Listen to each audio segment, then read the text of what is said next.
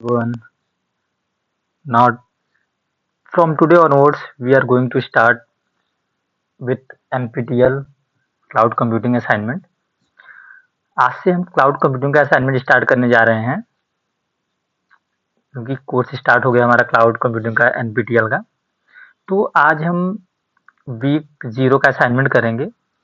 Week 0 का assignment करने से पहले हम कुछ चीज़ें जान लेते हैं, जैसे सर्टिफिकेट का क्राइटेरिया क्या है, सर्टिफिकेट हमको मिलेगा कैसे, हम उसके बारे में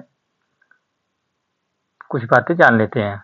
तो आइए देखते हैं सर्टिफिकेट हमें मिलेगा कैसे, क्या क्या उसके क्राइटेरिया है। देखिए, सर्टिफिकेशन के 2 क्राइटेरिया हैं। पहला क्राइटेरिया ये है कि आपका असाइनमेंट जो होगा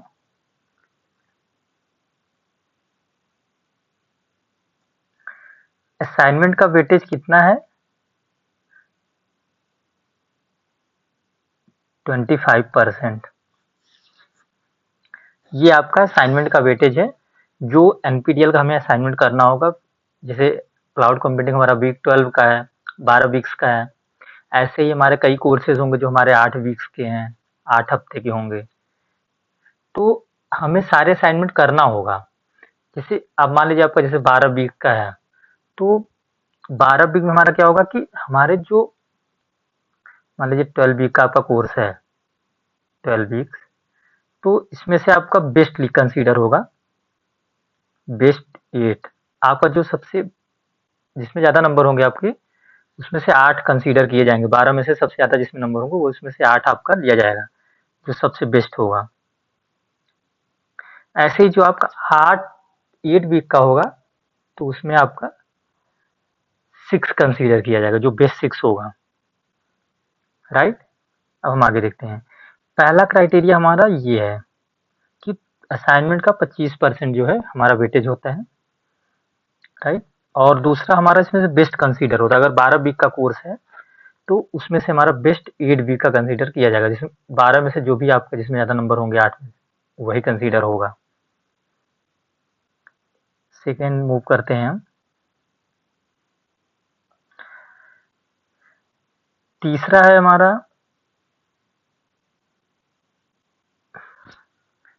है फाइनल प्रॉक्टर्ड एग्जाम।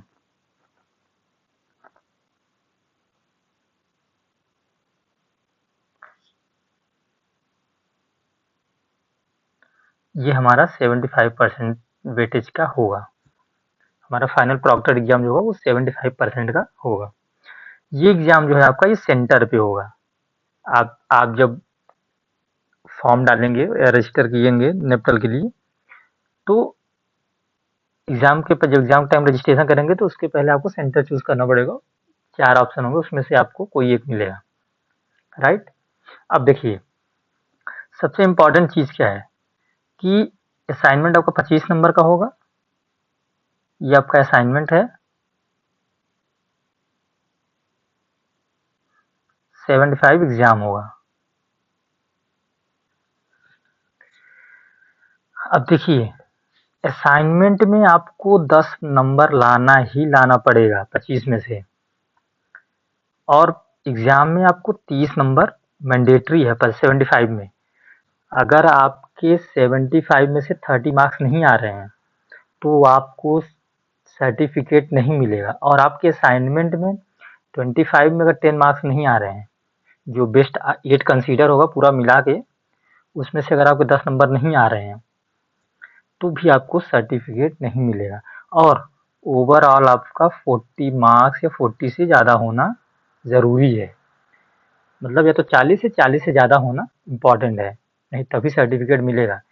मान लीजिए आपके ओवरऑल 40 नंबर आ गए, असाइनमेंट मान लीजिए आपके 24 नंबर आ गए, लेकिन यहाँ पे आपके मान लीजिए 25 नंबर आ गए, तो भी आपको सर्टिफिकेट नहीं मिलेगा। 30 नंबर का क्राइटेरिया आपको फुलफिल करना ही होगा। जब तक 30 नंबर का क्राइटेरिया आप फुलफिल नहीं करेंगे एग्जाम में, तब तक आपको सर्टिफिकेट नहीं मिलेगा, भले ही आप असाइनमेंट में 24 से 25 नंबर पा गए हो पूरा का पूरा, या फिर आपका ओवरऑल 40 से ज़्यादा हो गया हो। तो ये सब चीज़ों को आपको ध्यान रखना है, ये सर्टिफिकेट का क्राइटेरिया है। अब चलिए हम असाइनमेंट देखते हैं वीक 1 का वीक 0 का क्लाउड कंप्यूटिंग का। देखिए पहला क्वेश्चन क्या है, which of the following port number in the ephemeral are private dynamic range. तो इसमें से कौन सा ऑप्शन सही होगा। देखिए इसमें ये MSQ है, मतलब मल्टीपल सिलेक्ट ऑप्शन, इसमें से हमें मल्टीपल सिलेक्ट करने होंगे। तो इसका कौन कौन सा आंसर करेक्ट होगा, इसका सी करेक्ट है और डी। नेक्स्ट मूव करते हैं सेकंड नंबर में। विच of the following devices operates at the data link layer 2। इसमें से कौन सी डिवाइस है जो डेटा लिंक लेयर 2 पे ऑपरेट करती है। तो इसका करेक्ट आंसर है C, switch. In classful addressing the IP address 200.10.20.5 belongs to which class. ये आईपी एड्रेस हमारा किस क्लास से बिलोंग करता है। तो इसका आंसर होगा हमारा सी, क्लास सी से बिलोंग करता है। क्वेश्चन नंबर 4 में मूव करते हैं। In the OSI model which layer is primarily responsible for data representation, encryption and translation between application formats। तो क्वेश्चन नंबर 4 का करेक्ट आंसर क्या होगा, correct answer is B, presentation layer. Question number 5 में move करते हैं। Which of the following application layer protocol typically uses UDP as its transport layer protocol for lightweight connectionless file transfer. तो question number 5 का correct answer क्या होगा, सी, TFTP।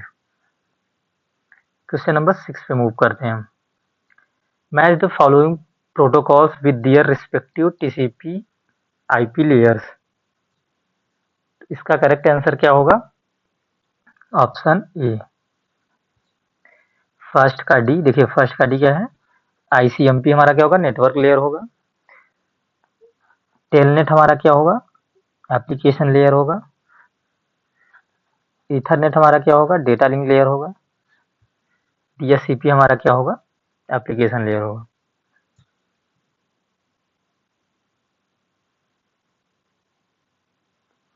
अब हम आगे मूव करते हैं क्वेश्चन नंबर 7 में। In the OSI model the layer responsible for end-to-end communication, segmentation, flow control and reliable delivery between host is। तो 7 क्वेश्चन का करेक्ट आंसर क्या होगा, correct answer is option C. Next move करते हैं question number 8। The transport layer protocols commonly used for the following services, real time multimedia emails, file transfer, DNS respectively are. तो question number 8 का correct option क्या होगा, option B is the correct answer.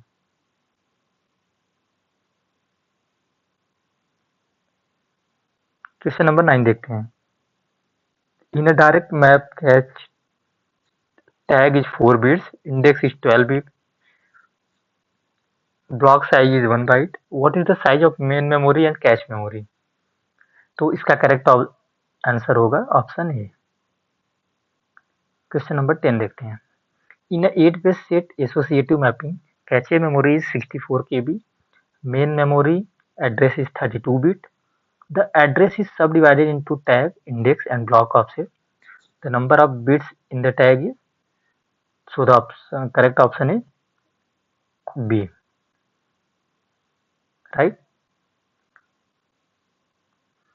अब हम इसको submit करते हैं। आज का हमारा वीक 0 का असाइनमेंट कंप्लीट हो गया।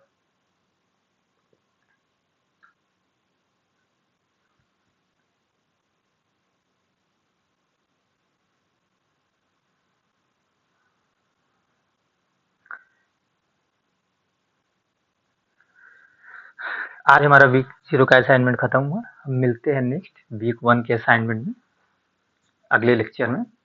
तब तक के लिए धन्यवाद। Please don't forget to subscribe, like and comment on our channel. Thank you.